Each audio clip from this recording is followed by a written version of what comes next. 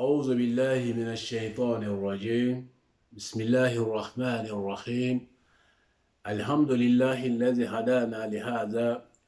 وما كنا لنهتدي لولا أن هدانا الله. لقد جاءت رسل ربنا بالحق ثم الصلاة والسلام على المبعوث رحمة للعالمين محمد مصطفى وعلى آله وأصحابه ومن تبعهم بإحسان إلى يوم الدين. أما بعد، السلام عليكم ورحمة الله وبركاته. أبدا إن شاء الله تعالى أمنا كما بي قرآن كنا سورة من كابوني سورة بي ألونا چوا دي كافوكو سورة تو كوروكيالي كوابيتا كا فلاكي ولما كو كريشيل ألونا دي كو كريشيل إن شاء الله تعالى أمنا كما ولي كابي كابو حديثة صحيحة. إذا القرآن سورة كما أنيتا أنيناني سورة كما أنيتا أنيناني سورة ميبا بسان في نو كاف سانا بي تشيني كما كان عليه الصلاة والسلام قرآن الله تعالى كما كان دوبي فساني دوي كوكي وبس سواتي جوادي تشيني كما كان عليه الصلاة والسلام كفون نسوة نبنية نسوة نبنية ولوني بي تشيني عليه الصلاة والسلام. donc قرآن سورة من كاف ساني سورة بي تشيني كما كان عليه الصلاة والسلام ولبي سورة الفاتحة. إذا سورة الفاتحة nama fama ko alhamdulillah rabbil alamin fuka tabla wala dhalin alele be kara anga sel farda luru kelingelen bela janna sel farda luru allo kelingelen be ikana ka fatia kana allo kelingelen bela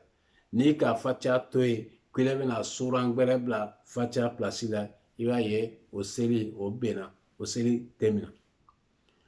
anga nafla fana bo joala wala haselu bo joala nafla beke sufe sungolo lao a nafla beke tirefe fana wala be wala ani mi be na fana selfa daluru nyefe anu kofe fatia be kana allo kelingen bela jeni damnala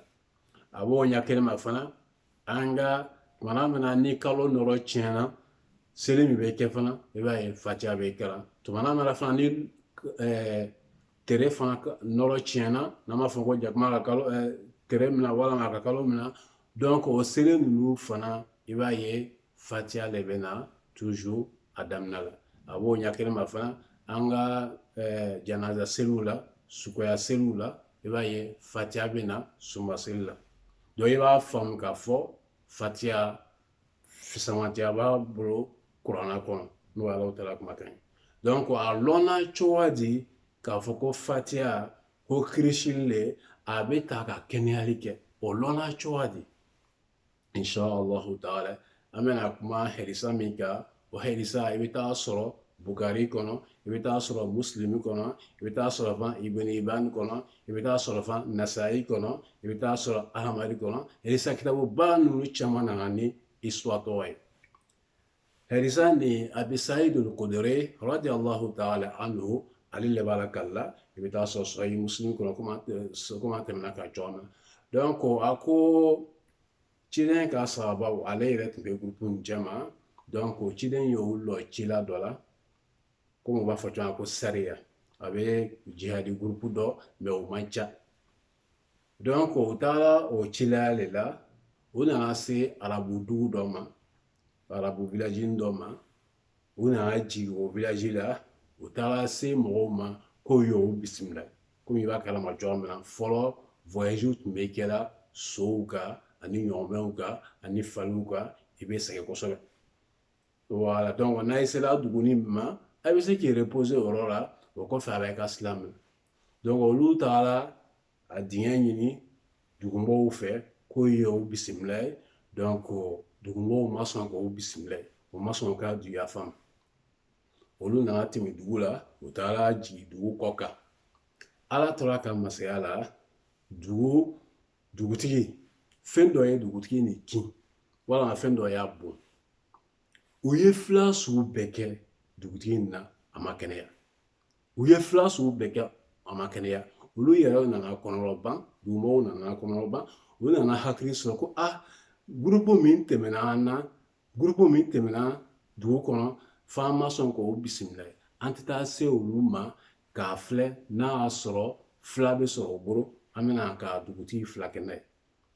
u nana taa se sahaba ninnu ma radiyallahu ta'ala anhum jami'an donc Abi Saïd al-Khudri ale yɛrɛ ko k'a tun b'a de ka kirisi kɛ fɔlɔ a tun b'a de ka kirisi kɛ donc u nana ka na ɲininkali kɛ ko yala mɔgɔ bɛ sɔrɔ a ye caman min bɛ fulakɛli kɛ wa ale ko k'ale bɛ fulakɛli kɛ mais a y'i kali ko n t'a ye fulakɛ abadan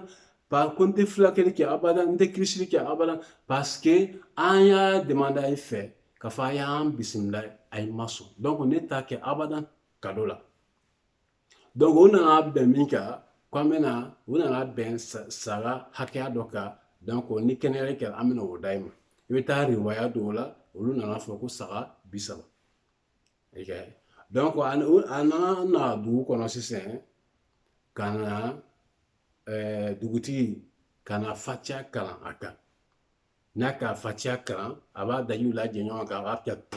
a b'a kalan a b'a dajiw lajɛ ɲɔgɔn kan a b'a kalan fo cɛ nana taa kɛnɛya a nana wuli ka tagama komi foyi tun t'a la komi a tun bɛ tewu la de Allahu akbar suratul fatiha dɔrɔn tɛ riwaya dɔ la k'a y'a kalan siɲɛ 3 riwaya dɔ la k'a y'a kalan siɲɛ 7 mais a bɛ ele yɛrɛ a bɛ dépend n'i ye banabaatɔ ye ɲa min ma i b'a kalan ka bɛn o hakɛya ma sinon a ma den k'a fɔ k'i y'a kalan siɲɛ 3 ka dan o ma walima i y'a kalan siɲɛ 7 ka dan o ma non ele yɛrɛ bɛ banabaatɔ ka état le filɛ komi n'i taara dɔgɔtɔrɔso la cogoya min na dɔgɔtɔrɔ b'i ka bana cogo le filɛ k'a fɔ ko fila ta tile kɔnɔ siɲɛ 3 walima siɲɛ 2 walima siɲɛ 1 donc e kɛ k'a kalan siɲɛ 1 baasi t'a la e kɛ k'a kalan siɲɛ 3 baasi t'a la e kɛ k'a kalan siɲɛ 7 baasi t'a la voilà donc riwaya dɔw la i b'a ye ko a y'a kalan siɲɛ 3 riwaya dɔw la i b'a ye a b'a kalan ko siɲɛ 7 donc baasi t'o la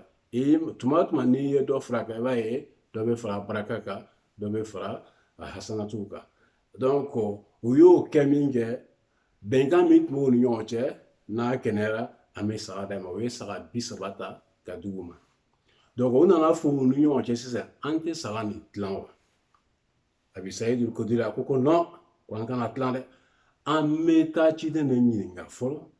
an ka min kɛ nin yala a bɛ bɛn walima a tɛ bɛn wa ka wari minɛ kuranna la a bɛ bɛn a tɛ bɛn wa i ka ye